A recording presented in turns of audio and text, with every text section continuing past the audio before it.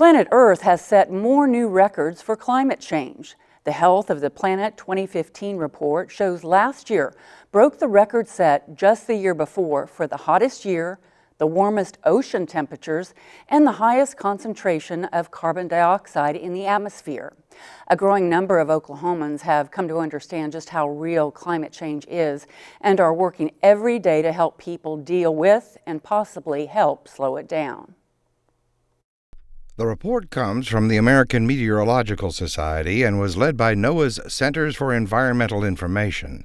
450 scientists took part from 62 countries. The report also finds that the Arctic continues to warm, with the extent of sea ice and thickness of the ice both shrinking. Global ice and snow cover is also on the decline, and now sea levels are rising. Dr. David Brown is director of the USDA Southern Plains Climate Hub, that's near El Reno. Brown says there are two sectors of the Oklahoma economy and culture that are ahead in identifying and dealing with the impact of climate change. The agricultural community and the tribal community are already putting into place management practices that will help them be more resilient to weather impacts and climate impacts. In the National Weather Center complex on the South Campus at the University of Oklahoma is the South Central Climate Center. Dr. Renee McPherson is co-director of the center and an associate professor in the Department of Geography and Environmental Sustainability at OU. Overall, worldwide, we aren't making the kind of impact that we need to reduce our global temperatures and to reduce the other impacts of climate change. Dr. McPherson says the effects of global warming are already showing up in our daily lives. Our water resources are impacted by climate change. We're going to get extremes of both dry and wet, and we've seen that in recent years. And then there's the impact of warmer winters. Those warmer temperatures mean that the insects will stay around much longer. So we see things like the Zika virus and dengue fever and other things that are a result of mosquitoes expanding the space that they can live in to the north. Dr. Brown at the USDA Climate Hub has worked around weather for many years, coming from NOAA before joining the Climate Hub. There's no doubt that the environment is becoming more challenging in Oklahoma, whether it's for agriculture or any other practice. We're looking at more extreme events, greater intensity of those events when they do occur, and this background change in the long-term climate signal. It's getting warmer, and that's just making the extreme events that much more difficult to contend with. There is also a growing grassroots movement of private citizens concerned about climate change and wanting to do something to help. Marianne Bacharach is co-leader of the Oklahoma City chapter of the Citizens Climate Lobby. They believe they have found a way to reduce carbon footprints, save money, and create jobs. It's called Carbon Fee and Dividend.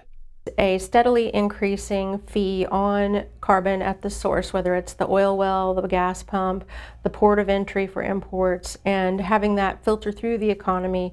Which means we would all become a kind of royalty owner. All the money is returned back to the citizens on an equal basis throughout the country. This would incentivize individuals to decrease their carbon footprint because the less you use, the more of that dividend you get to keep. Bacharach says the Citizens Climate Lobby is discovering a shift in Congress on climate change and a new understanding that something has to be done.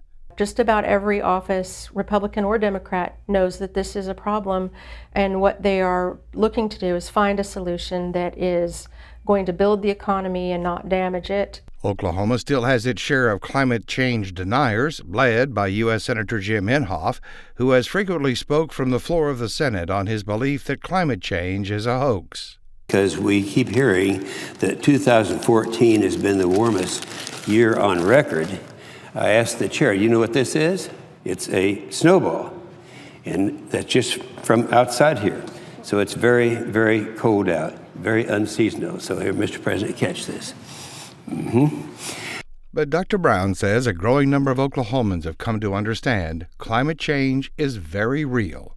The agricultural producers, the tribal interests, others in Oklahoma who are working on the ground under the impacts of weather and climate extremes, really understand what's happening in the atmosphere. Everyone's very open to talking about how to deal with drought, how to deal with fire, how to deal with changes in extreme rainfall or ice storm events. These are real issues.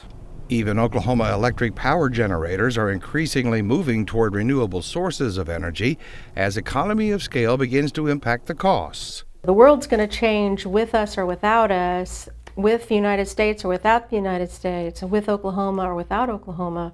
And my feeling as a fourth-generation Oklahoman is I want Oklahoma to be the leader in this. Dr. McPherson warns that people should not be fooled by short-term variations in temperature. Following a record-high El Niño will come a La Niña, and global temperatures will drop for a while. El Niño and La Niña are part of the planet's natural climate variables, but the scientists warn it is overlaid on the background impacts of global warming, and that trend is getting worse.